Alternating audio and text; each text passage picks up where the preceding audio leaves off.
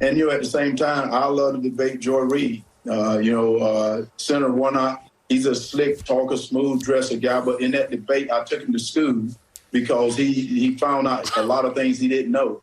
And I can do the same thing with Joy Reid any time of the day. I think people to sit on TV and to talk is easy to talk. But I've been a man that have worked my whole life. I've built companies. I've signed in front of a paycheck. They've never done any of that. They don't know how to do it. I do. And I said, any day of the week she want to debate, she can show up here and I debate her as well. On any subject, she come up with the subject and let's go at it. Okay, Herschel, come on. It ain't but a short walk. No, seriously. We've reached out to your team. We will have you on the readout any day and we can debate. Just tell us when. But I do want to make one thing clear, Herschel. You can't bring your friends. You see your little friends there? You can't bring them. You have to do this debate on your own. But come on. The doors of the church are open, like the pastors say. All right, guys. So election day is here. Yes, it is election day in Georgia. As, if you guys didn't know, we have a Senate runoff race. Okay, the Senate currently is 50-49 Democrats in favor of the Republicans. And this last Senate seat is up for grabs in Georgia between Herschel Walker and Raphael Warnock, who is the current sitting senator. Now, again, this race has a lot of eyes on it because it can determine how much of the Democrat agenda they're going to be able to get accomplished. Mainly, will they be able to repeal the filibuster? Because if they get 51 seats to the GOP's 49 seats, then that puts them in a little bit of a better position in order to repeal the filibuster on certain issues, right? And to get their agenda passed, they don't have to be as reliant or dependent on Joe Manchin or Kyrsten Sinema if they actually want to go that route, which a lot of people in the party are saying that, yeah, they want to try to repeal the filibuster. They're going to need at least 50 votes to do so, okay? So with that being said, this race is important, okay? It's extremely important. And we're going to see who the winner is.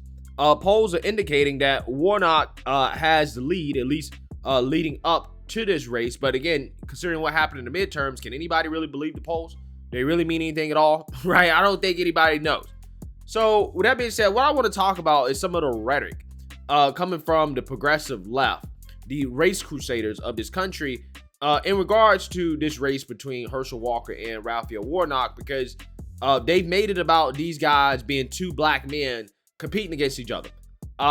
I've never really thought about the race of Raphael Warnock or Herschel Walker, right? I don't think it's really that big of a deal that they're two black men competing against each other. But for whatever reason, MSNBC and their number one race hustler, soul sister number one, Joy Reid, has been absolutely obsessed with Herschel Walker and putting out a whole lot of tropes against Herschel Walker that I find to be just plain disrespectful. Like, for example, I mean, just implying that Herschel Walker is being used as some type of prop or a pet or a dog by the Republican Party. They don't want a thinking black senator. He's too much for them. They were like, you can be here and wave quietly and silently wave, Tim Scott. But the minute you try to legislate, Lindsey Graham, your fellow South Carolina senator, is going to cut the legs out from under you. What they want is Herschel, who's going to sit there quietly and nod and nod and nod while he's being pointed to as if he is a prop. Yeah, so this is the type of rhetoric that Joy Reid and MSNBC has been spewing on their airwaves about Herschel Walker. Okay, they're implying that he's too dumb to be in Congress, that the Republicans are just using him. Okay, he's a prop. Okay, this is the type of stuff that they're saying.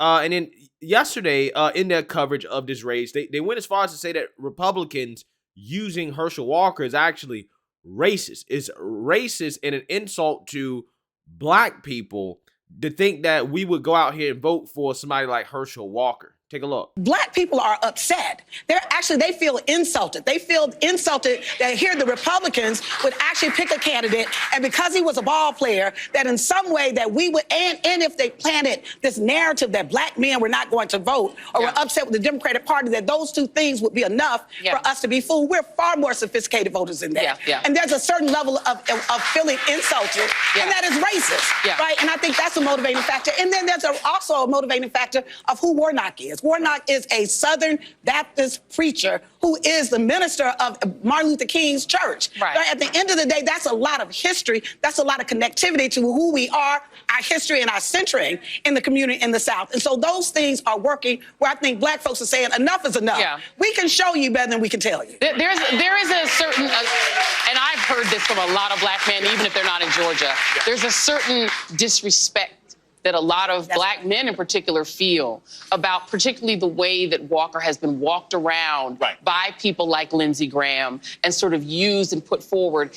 They don't seem to respect him, and they don't seem to respect black people. No. Yeah, so I find this conversation to be fascinating, right? The first thing being that the background is full of white people, right? Clapping and applauding. Joy Reid basically, telling people that the Republicans don't respect black people, that Herschel Walker's a prop. He's being used. He's being walked around.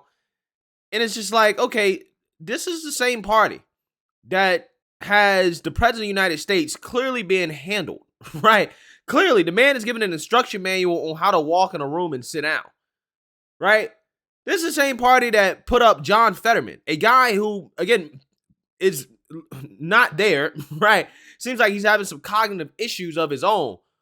And they expected their voters to go out and vote for him because, hey, you're supposed to just vote blue no matter who, right? But they got all this stuff to say about Herschel Walker. When you have the president of the United States literally being handled all the time, okay? He is not allowed to speak for himself because as soon as he starts speaking for himself, he goes off on these crazy tangents, right? It is clear that the man is mentally incapable of being president of the United States. Don't have much to say about that, but you got a whole lot to say about Herschel Walker. Which position do you think is more powerful? The president of the United States or senator? Both of those positions are very important. But if you're concerned about Herschel Walker and his mental capabilities, he doesn't seem to have the same mental deficiencies that Joe Biden has. He just seems to have issues, articulating things very well and speaking, which again, a lot of people don't necessarily speak proper grammar all the time, depending on where they're from in certain part of the country. I mean, they just talk a certain way. Right? It's not that Herschel Walker can't relay ideas. It's that he just articulates those ideas in a way that's just very Southern. Okay? He has an accent. He doesn't necessarily always use proper grammar, but that's okay. He's a real human being. He's a real person. He's not a button-up politician. Right? Again, is he the best candidate in the world? No, he's not the best candidate in the world. But them attacking him because he's apparently not intellectually capable of being a senator, right? This is what they're actually really trying to say. It's just funny to me considering how, again, they all stomped for John Fetterman, who clearly is not intellectually capable of being a senator. I mean, his wife is basically going to be senator. And Joe Biden, who clearly has handlers. It's kind of funny how that works. This is also the same party that wants to talk about black voters being offended. Well, black voters are offended because Republicans endorse Herschel Walker. They really think that black people will go out here and vote for this, right? Black people are so stupid they're going to go out here and vote for this. But again, this is the same party that believes that black people are too dumb to get IDs. That black people are too dumb to know how to go get vaccinated, right? You guys have all heard it. Affirmative action. Black people are too dumb to be able to compete with whites and Asians, right? You can't compete with whites and Asians, so we got to lower the standards for black folk because you guys are just not as smart as them, right? Again, this is a party that has literally built their whole platform, their whole pitch to black voters based off this idea that black people are less capable, that black people are too dumb. But yet y'all want to come out here and start talking about Herschel Walker campaigning with Ted Cruz and Lindsey Graham as some type of offense to black people that he can't hold up on his own. Because I've seen plenty of events where Herschel Walker is speaking by himself. He doesn't necessarily have them there to speak for him. And what Herschel Walker is doing is no different than what Raphael Warnock is doing, who has campaigned with his fellow Democrat colleagues. Again, why is it that Herschel Walker is getting criticism for campaigning with Republicans, but Raphael Warnock is not getting criticism for campaigning with Democrats? Is Raphael Warnock too dumb? Is he too stupid to go out there and to campaign on his own without the help of his fellow colleagues in the Congress? I'm just saying. According to your logic, it seems like he is, right? According to your logic, this is the standard that we have. So again, why not criticize him for it? Well, it's because he's a Democrat, right? That's who they want to win. Okay, so they levy these lazy criticisms, these tropes at Herschel Walker, right? The same tropes that if a white Republican or white conservative said this about a black man who happened to be a Democrat, they'd be screaming racism from the top of their lungs. Oh, this is racist. How dare you assume that a black man is too dumb to hold office just because he doesn't speak the same way that you think he should speak, right? Again, it's just funny how that works. The hypocrisy is stunning here. It's fair game on black people who are not Democrats, right? And I'm not saying it shouldn't be. I'm just saying it should be fair game on everybody, right? If it's going to be fair game on black people that are not Democrats, then black people who are Democrats shouldn't get a shield, right? They shouldn't get a pass. They should have the same type of criticisms levied against them that obviously the left doesn't care when they're levied against black people that are conservative. Like, for example, Clarence Thomas, Candace Owens, Herschel Walker, Tim Scott. Again, Joy Reid out here talking about, well, they don't want a thinking black man, right? They don't want a thinking black man like Tim Scott. Okay, well, nice of you to acknowledge that Tim Scott is a thinking black man. Got to give Joy Reid just a little bit of credit for that. But she's implying that they don't let Tim Scott legislate. And it's like, no, that's not true. They let him lead on police reform, right? Democrats didn't want to negotiate. They didn't really want to come up with a common sense solution to police reform without federalizing local police and law enforcement.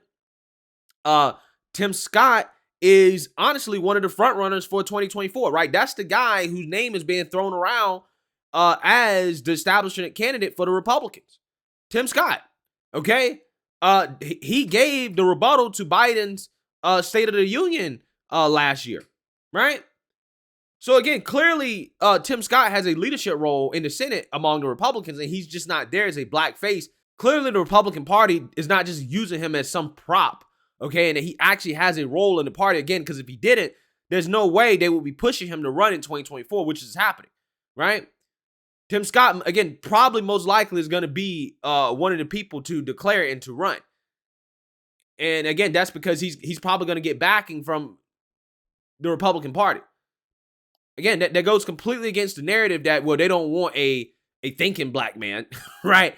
Again, it's absolutely funny how that works. So, hey, we'll see how this Senate race works out. Let me know what you guys think. Make sure you like, comment, subscribe. Most importantly, share a black conservative perspective. Peace.